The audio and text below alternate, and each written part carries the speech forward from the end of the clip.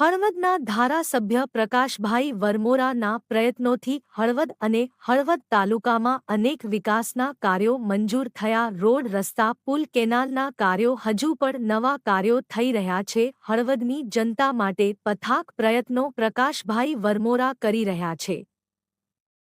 Reporter સંતોષભાઈ ઓગાણિયા, હળવદ. ની દ્રષ્ટિએ રાજ્યમાં મોખરાનું સ્થાન ધરાવે છે. બાગાયત ખેતીમાં પણ હળવદ આગળ છે. હળવદ શાંતિપ્રિય શહેર છે, ત્યારે હળવદના વિકાસને વધુ સ્પીડ આપવા માટે માનનીય મુખ્યમંત્રીશ્રીને રજૂઆત હતી દૂરંદર્શીથી. હળવદ સરા રોડ બહુ વિકસી રહ્યો છે, તો હાલ એ રોડને જે જમીન હોય 24 મીટર હતી, તો લાંબા ગાળાના લક્ષ્યને ધ્યાનમાં રાખી એ 4 લેન રોડ કરવા માટે 45 મીટર જમીનથી કરી, એટલે કે જે 15, 20, 25 વર્ષની સાપેક્ષમાં જોઈ 6 ટ્રેક લગી પણ એ જમીનનો તૂટો ન આવે, એટલે હાલમાં એ 4 લેનની મંજૂરી આપી છે. સાથે હળવદ ટીકર, જે ટીકરની હળવદ સાથેની કનેક્ટિવિટી છે, એ 10 મીટરનો વાઇડનિંગ રોડ 54 કરોડ 80 લાખના ખર્ચે, એ સાથે હળવદ મયુરનગર રાયસંગ પર એને પણ વાઇડનિંગ 7 મીટર સાથે, એટલે એવી રીતે કરી અને કુલ 169 કરોડના રોડો સરકારશ્રીએ મંજૂર કર્યા છે. એટલે હું હળવદની જનતા વતી સરકારનો આભાર માનું છું. માનનીય મુખ્યમંત્રી શ્રી પાસેથી આપણે હળવદ ધાંગધ્રા વિસ્તાર માટે કરોડો રૂપિયાના કામો આપ્યા છે.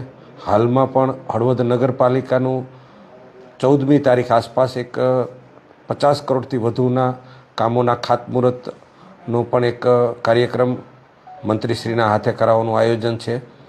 હળવદના વિકાસ માટે હળવદ સ્પોર્ટ્સ સંકુલ, કે જે અત્યારે સંપૂર્ણ થઈ ગયું છે, એ પણ 14 તારીખે લોકાર્પણ કરવાની ગણતરી છે.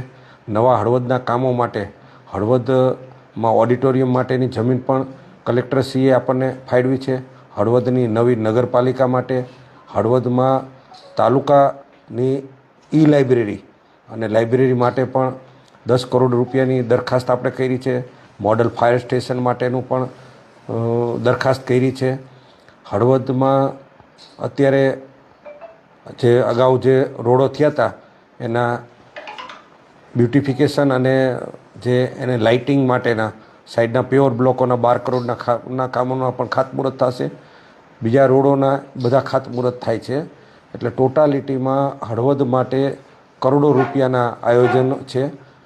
સાથે જે પ્રાઇવેટ સંસ્થાઓ હોય, મારા મિત્રો હોય, એ બધા પાસેથી CSRના પૈસાથી હળવદમાં હાલમાં 2 હિટાચી ગીર ગંગાના કાર્યરત છે. તળાવ ઊંડવા કરવાના સેવાભાવી સંસ્થાથી આપે છે.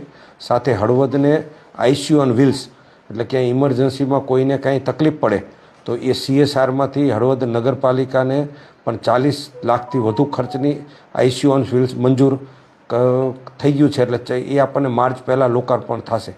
કહેવાનો મતલબ કે આ હળવદને કનેક્ટિવિટીની દ્રષ્ટિએ એટલી શ્રેષ્ઠ કામ કર્યું છે. કુડા ટીકર અત્યારે 72 કરોડના ખર્ચે વાઇડનિંગનું કામ ચાલુ છે, એ પણ 2 મહિના 3 મહિનામાં કામગીરી પૂરી થઈ જશે. નવા કામોમાં ટીકર પલાસવાનું પણ સરકારમાં ફોરેસ્ટમાં મંજૂરી લેવલે પડેલું છે. એ પણ એની પાછળથી ટીકર પલાસવાળો રોડ બનતા પલાસવાથી ટીકર, આ ટીકરથી વાઇડનિંગ રોડ હળવદ સુધીનો, અને હળવદથી સરાનો 4 લેન, અને આગામી દિવસોમાં સરા, થાન, ચોટીલા અને જસદણ સુધી વધારવાની યોજના છે. એટલે કહેવાનો મતલબ કે આટલી બધી યોજના દ્વારા હળવદનો સરાઉન્ડિંગ ઇન્ફ્રાસ્ટ્રક્ચરની દ્રષ્ટિએ કોઈ પણ જાતના કામ બાકી નહીં રહે ને, એવું આ વર્ષમાં અમારું આપણા બધાનું પ્લાનિંગ છે. હવે આ સાહેબ એક ચરાડવા ગામે જે બાયપાસ કાઢવામાં આવે અથવા રોડ પહોળો કરવામાં આવે જેવી માંગ હતી, એ બાબતે શું કહીશું? ચરાડવા બાયપાસ માટેની જમીન સંપાદનની નોટિસ, જાહેર નોટિસ નીકળી ગઈ છે. 5-6 સર્વે નંબરો આવે છે, બાકી સરકારી જમીન છે. એટલે એ પણ ચરાડવા બાયપાસનું પણ કામ આગામી દિવસોમાં બહુ ટૂંક સમયમાં પૂરું થઈ જશે. હાલમાં હળવદ મોરબીનો રોડ, એ મોટા ભાગનો રોડ કામ પૂરું થઈ ગયું છે. એટલે આ ચરાડવા બાયપાસ બની જતાં એ પણ ટ્રાફિકની સમસ્યા સોલ્વ થશે. જે નેર ઉપરના રોડની ઘણા લોકોની ઘણી જૂની માંગ છે, એ બાબતે શું કહીશું? હું ધારાસભ્ય થયા પછી અમુક બાબત એવી હતી કે જે રોડો કરવાથી ઘણો મોટો ફાયદો થાય. હમણાં શક્તિનગર વેગળવાળો રોડનું ખાતમુહૂર્ત કર્યું અને અત્યારે 1 મહિનામાં એ કામ પૂરું થશે. તો એ રોડ થવાથી બધી કનેક્ટિવિટી ફાસ્ટ થઈ. એવું રાણેકપર મેરુપરવાળું પણ ખાતમુહૂર્ત હમણાં કર્યું, એનાથી એ ફાસ્ટ થશે. સાથે મેરુપર સિંચાઈનો જે રોડ હતો, જે બધા આગેવાનો કહેતા હતા કે 25-30 વર્ષથી એ રોડ બન્યો નથી, તો એની પણ 2 કરોડ ને 69 લાખની વહીવટી મંજૂરી આપી દીધી છે. એટલે એ પણ સિંચાઈ વિભાગથી એ રોડ પણ પૂરો થઈ જાય છે. તો બધા કામો અત્યારે હળવદનો હાલમાં આપણે વિકાસ નકશો ડીપી બનાવ્યું. કોઈ પણ શહેરનો વિકાસ કરવો હોય તો એનો વિકાસ નકશો હોય અને પછી ડીપી, પછી અંદર ટીપી બનતો હોય છે. તો હળવદના ડીપીનું પણ આયોજન થયું છે ને એના માધ્યમથી રિંગ રોડ બનશે.